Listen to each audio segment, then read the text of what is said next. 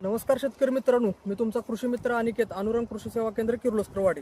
तर आज आपण आलो आहोत प्रभाकर सूर्यवंशी यांच्या आमनापूर येथील 86-032 या रोप लागण केलेल्या 86-032 या प्लॉटवरती.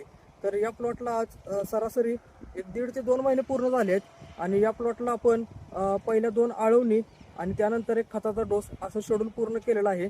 तर शेतकरी मित्रांनो, हा व्हिडिओ करायचा उद्देश एकच आहे.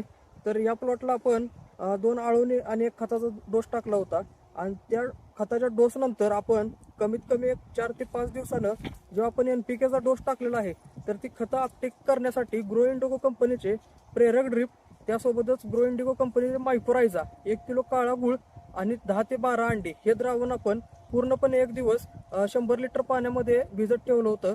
आणि हा प्लॉट जो मी दाखवणार आहे तो 20 गुंठ्याचा प्लॉट आहे आणि या प्लॉटला आपण त्याची आळवणी सोडली होती.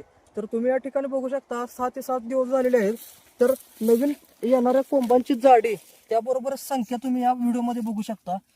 तर अशा प्रकारे आपण जे खतं टाकतो तर ते आपल्या पिकाला अपटेक पण झाली पाहिजेत, ते सुप्त अवस्थेत पडली नाहीत पाहिजेत. यासाठी आपण हे प्रयोग केले पाहिजेत. थोडा आपल्याला त्रास होतो या गोष्टीचा, पण ही गोष्ट आपण अवश्य एकदा केली पाहिजे. तर शेतकरी मित्रांनो, प्रत्येक शेतकऱ्यांनी ग्रो इंडिगो कंपनीचे मायक्रोरायझा आणि प्रेरक ड्रिप हे एक वेळ अवश्य वापरून पहा. धन्यवाद.